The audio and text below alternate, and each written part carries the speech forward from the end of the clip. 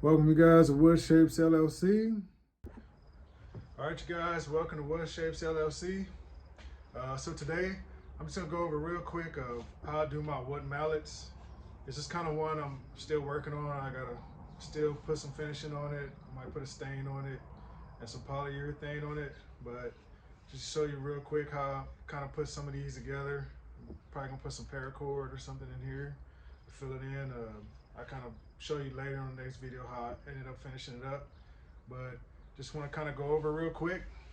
So basically what I did is you go ahead and get yourself a piece of wood. Now in here is 4 pieces. As you can see in here, it's 4 pieces in here. So first thing you got to do is you want to see how big you want your mallet head to be.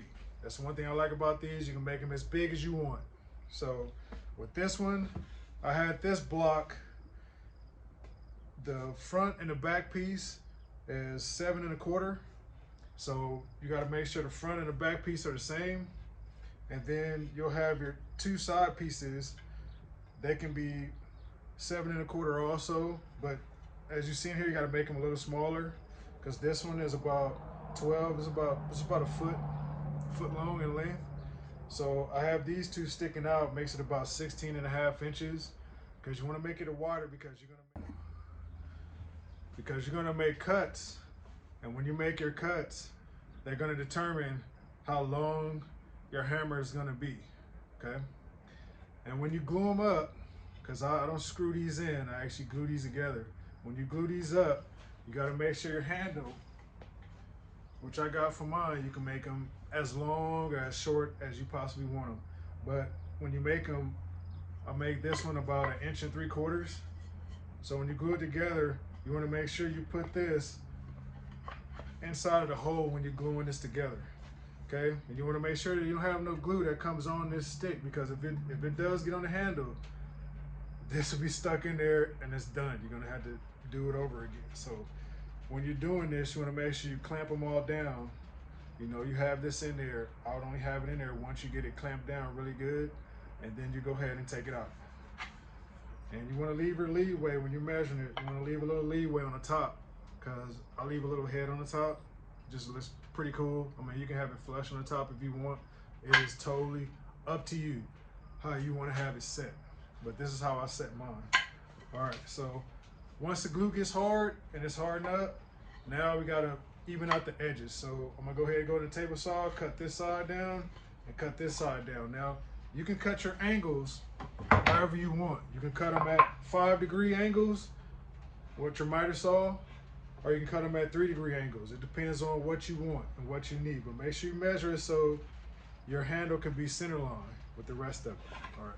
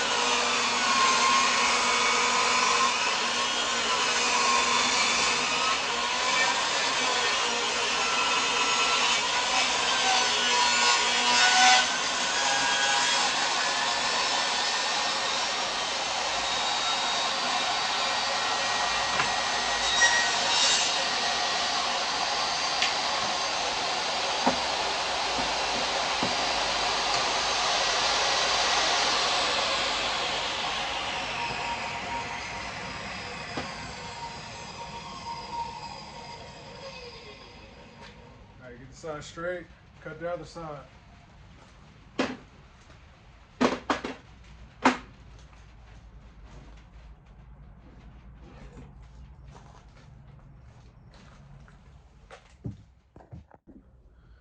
All right, so after I made that cut on the table saw to do the horizontal cuts, that's just kind of what I come up with.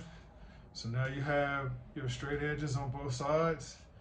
And now I just want to show you, why it's a big deal when however length that you actually want to make your hammer to be, you got to make it a little bit wider because you got to compensate for them edges you got to cut when there's glue and everything else. And when you're clamping it down, if it's not really flush, you kind of shift just a little bit or slightly. You kind of got to make up for that. So now I got about 6 and almost about 6 3/16 now. That's what I got going all the way down. So when you get that, that's no problem. You know what I'm saying? You can make it any kind of size that you want to make it. So, that's how you go with that. All right. Next, you get your miter saw, and then you'll go ahead and you'll put it at, whatever degrees you want. This one, I think I'm gonna do this one at 5 degrees.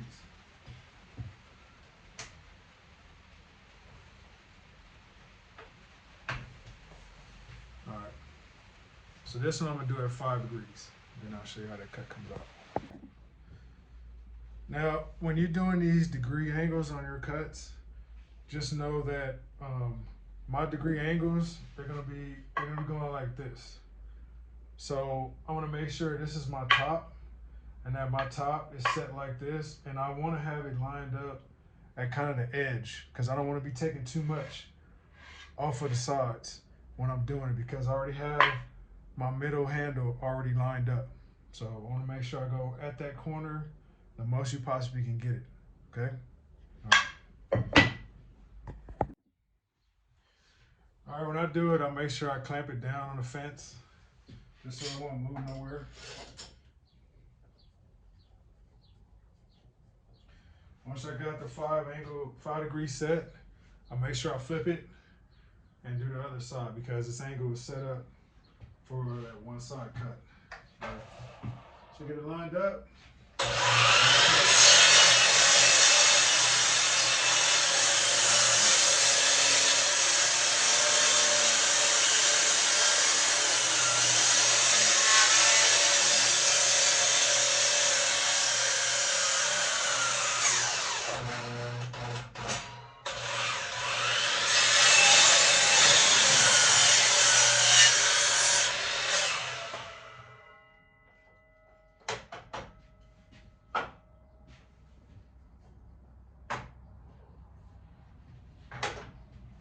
All right.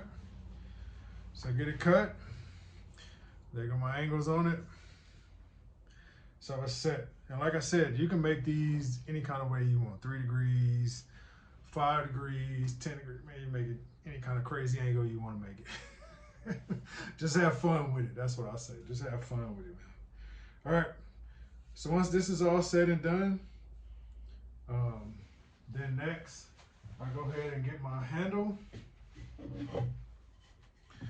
I get some glue in here. I go ahead and tap it in. Once I get it tapped in, I glue it, make sure I got that little piece that hangs out, and then it come out. Now, with your handles, you can get your router, and you can kind of guesstimate how far up you want it to be, and you can get a router on it, and it'll actually make an angle in your handle. And I kind of, well, not an angle, but it'll just route it in a piece where you have a good, cool looking grip to it. So, kind of show you what I'm talking about. So when you get your router placed in, see that little angle groove right there? You can get that groove put in there with your router. And you kind of get it like kind of set up, and then you got your top piece. It'll be long, it'll be taller than this, and then you'll make your cut, and then you'll kind of groove it around, and then that'll be kind of set and done. Again, this is with scrap wood. This extra wood I had around from other stuff I did, like tables or chairs or anything like that. And I was just like, you know, I got a lot of scrap wood around. Let's do something cool. You know, normally I do like boxes and other stuff like that. I just want to do something a little different. These are kind of cool. I seen online. I was like, man, let me go ahead and try me one out. See how it comes out. And I like them. They're pretty cool. They're pretty cool. Can they be used around the shop? Maybe not like this big thing right here, but I made various different ones. So I mean, you can probably use little ones. You can probably use the little smaller ones if you wanted to. Yeah, sure. You can be able to hit some stuff in with these, and you can make them smaller too. And also, you can make them cool where you can use different pieces of wood. Like I had other little pieces of wood, like walnut wood, and I kind of mixed it with the oak. So you kind of see how those came out. And I was like, just had a walnut handle, and I was like, man, that looks pretty cool. And you can do any kind of thing like that with it, and that's any kind of project really. All right. So that's that's pretty much it, man. Once you get these two pieces done, you're pretty much there. All you got to do is put some glue on the inside of here, route this up, sand it up. You know, you can put a router around this, but I normally wait until I got the handle put in here and do this. So probably about right now, I'm probably gonna gauge up just to see how much I want to stick out, and then I go ahead and put my router on it, just so I can make that line with the router, line it off, and then I'll be able to have my handle fit. Once you have that put in there, then it's all done. It's all done. And if you want to fill in the gaps, sometimes if your holes are not filled in good or whatever, you can use epoxy, put some put some of the dust inside of it, mix it with the epoxy, and kind of put it in there. Or if you want to use black glue, you can use black glue too to put it in there and then cut them out. And that's about it. I'll show you how this one actually came out at the end. This is actually maple. This is actually maple with a walnut handle. So I just want to use different pieces of wood just to see how that comes out. And that's it, man. Okay, so I grabbed the router. I made sure I had a bit. Make sure I had a bit that's kind of like this here. Concave bit, kind of, you know. And so went on ahead and routed both sides of it. Came out with this here. I'll just give it a cool look. And you can do anything that you can think of, or if you got a different bit, or if you want to have a different kind of groove in it, you can do it. That's just up to you. This is your preference. I just like them like this. And then, like I said, you go ahead and glue your end in, put it in, let it sit. After that, you go ahead and route. You can go ahead and route around the block itself, and then a little bit around the top. That's it. Done. Mallet's done. Customized pictures, anything else like that. If you got a tool, a Dremel tool, or any other kind of tool, you can be able to do that to put images on it. You know, if you need something image, or if you need me to build you something, just let me know.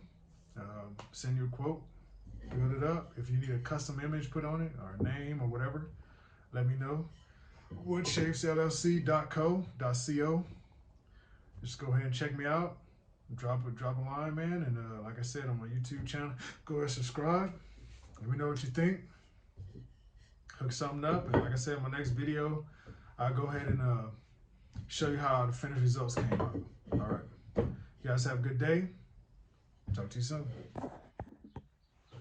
All right. So after there's one other piece I had to mention, and it was the top portion of it. So the actual handle itself, you know, before you place it inside of the actual hammer mallet itself, you want to make sure that you make a cut. You want to make sure that you make a cut into it. You'll see where I got that maple line in there. So make a cut in the center. It'll go maybe about an inch and a half, 2 inches into it.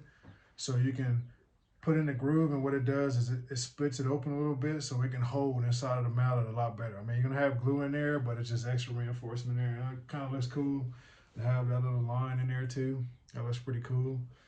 So this is already stained. This is a medium walnut stain I used on this one. So as you see, you know, once you get cool looking colors, this maple wood, it just pops out, man. It looks really cool when it pops out. But this is your finish. It's your finish hit, and then, you know, like I said, I go ahead and put an image, a name, letters, whatever you want to put inside of it, whatever you want to put inside of here. Normally I drill a little hole in the bottom just so I can make, you can hang it on something or whatever, or put it up on something. But you know, this is the finishing touch, and this is how they look. Thank you for stopping by. Like I said, I'll be working on a box too, and I kind of show you how that box came out, you know, with the hummingbird on it. Looks pretty cool. Do some carving on that one. And thanks for stopping by the Wood Shapes LLC. See you later.